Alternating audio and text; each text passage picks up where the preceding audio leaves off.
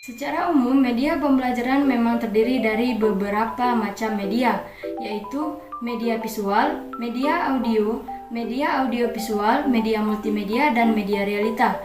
Berikut penjelasannya secara ringkas. Pertama, media visual adalah media yang hanya melibatkan indera penglihatan saja atau media yang hanya berpacu pada indera penglihatan.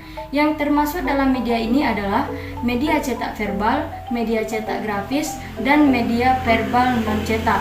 Media visual verbal adalah media visual yang memuat pesan verbal. Kemudian, media visual nonverbal grafis adalah media visual yang memuat pesan nonverbal. Dan yang terakhir yaitu media visual verbal adalah media visual yang memiliki 3 dimensi. Contoh dari media visual adalah bola dunia, grafik, diagram, poster, dan lain-lain. Yang kedua, media audio adalah media pembelajaran yang berisi pesan atau rangkaian pesan materi yang disampaikan melalui suara yang didengarkan oleh peserta didik. Contoh media pembelajarannya audio, radio, handphone, CD, dan lain-lain. Yang ketiga, media audiovisual adalah media kombinasi antara audio dan visual yang diciptakan seperti slide yang dikombinasikan dengan audio, dan media ini mempunyai unsur suara dan unsur gambar. Contohnya, gambar yang dijadikan video untuk materi pembelajaran, slide PowerPoint, dan lain-lain. Yang keempat, media multimedia adalah penggunaan gabungan beberapa media dalam penyajian materi pembelajaran. Contohnya, game pembelajaran atau game edukasi. Yang kelima adalah media realita. Adalah media pembelajaran yang bersifat nyata. Media ini tidak harus bersifat benda tetapi bisa bersifat manusia. Contohnya, taman bunga. Saat seorang guru sedang mengajar mengenai tumbuh-tumbuhan seperti bunga, maka taman bunga dapat dijadikan media nyata sebagai media pembelajaran yang dapat memudahkan pemahaman dan penalaran siswa. Juga pada kebun binatang, guru dapat mengajarkan tentang berbagai macam binatang dengan contoh yang nyata. Di dalam memilih media pembelajaran, tentu ada kriteria pembelajaran yang harus diperhatikan, yaitu 1. Jelas dan rapi. Jelas dan rapi ini maksudnya adalah jika media pembelajaran itu berupa video, maka gambar yang dijadikan video tersebut haruslah gambar yang jernih, tidak kabur, agar siswa tidak sulit untuk mengetahui gambar apa yang ada di dalam video itu, dan tidak mempersulit siswa untuk memahami isi dan makna video tersebut. Yang kedua yaitu bersih dan menarik. Media pembelajaran memang hendaklah menarik, karena media pembelajaran yang menarik akan membuat minat belajar peserta didik menjadi meningkat dan memungkinkan akan meningkatkan hasil belajar dalam pembelajaran. Yang ketiga, cocok dengan sasaran. Media pembelajaran harus cocok dengan sasaran agar tidak mempersulit siswa dalam pemahaman mengenai materi yang disampaikan dalam media pembelajaran tersebut, dan juga tidak mempersulit guru dalam menerapkan media pembelajaran di dalam kelas. Yang keempat, relevan dengan topik yang diajarkan. Maksudnya adalah media pembelajaran harus sesuai dengan topik pembelajaran yang mana isi materinya bersangkut paut dan berhubungan dengan pembelajaran. Yang kelima, sesuai dengan tujuan pembelajaran. Media pembelajaran harus sesuai dengan tujuan pembelajaran, tidak boleh menyimpang dari tujuan pembelajaran yang telah ditetapkan. Yang keenam, praktis, luas, dan tahan. Maksudnya adalah media pembelajaran itu tidak harus yang mewah, tidak harus yang mahal, cukup yang praktis saja tetapi dapat memudahkan guru dalam penerapannya, serta peserta didik pun mampu memahaminya dan tidak sulit. Yang ketujuh, ukurannya disesuaikan dengan lingkungan.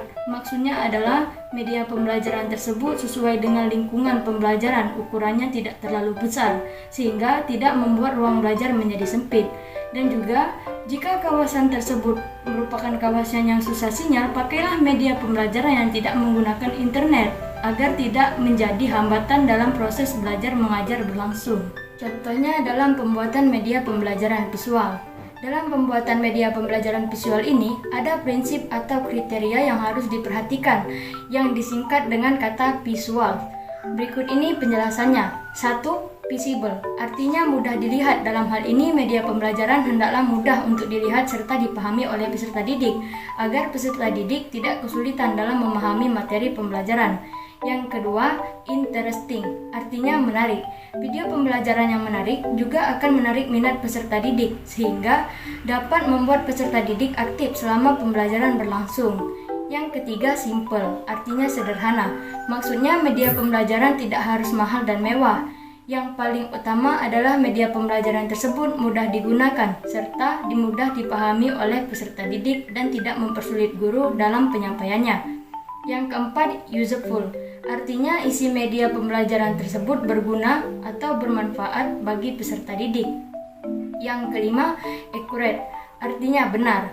Maksudnya adalah isi materi yang ada di dalam media pembelajaran harus sesuai dan berhubungan dengan materi pembelajaran yang akan dibahas.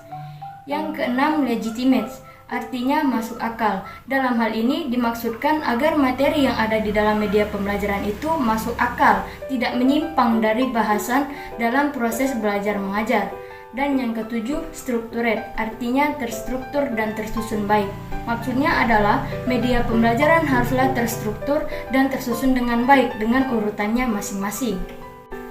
Dalam pengembangan media pembelajaran ada beberapa langkah prosedural, yaitu perencanaan, penulisan naskah, produksi, dan evaluasi. Yang pertama, perencanaan adalah suatu proses mempersiapkan hal-hal yang akan dikerjakan pada waktu yang akan datang untuk mencapai tujuan yang telah ditetapkan sebelumnya. Dalam pengembangan media pembelajaran, hal pertama yang akan dilakukan yaitu perencanaan dengan cara mengidentifikasi kebutuhan peserta didik, sehingga kita akan mengetahui media seperti apa yang akan dibuat atau digunakan. Yang kedua, penulisan naskah adalah bentuk penyampaian atau penjabaran mengenai materi pembelajaran yang merupakan hasil dari pemikiran yang telah disistematiskan dan dimaksudkan untuk mencapai tujuan. Yang ketiga yaitu produksi. Dalam hal ini, produksi dimaksudkan untuk menyampaikan materi tersebut kepada peserta didik yang dihasilkan dari pemikiran yang telah disistematiskan sebelumnya. Dan yang keempat yaitu evaluasi. Adalah proses penilaian media pembelajaran setelah melakukan produksi. Evaluasi ini dilakukan untuk melakukan penilaian terhadap objek yang telah dievaluasi, yang mana dari hasil evaluasi ini akan kita ketahui apakah setelah menggunakan media pembelajaran tersebut, pembelajaran peserta didik menjadi meningkat ataukah tidak. Jika hasil akhir pembelajaran tidak meningkat, maka dari evaluasi inilah kita dapat mengetahui apa saja yang harus diperbaiki ke depannya.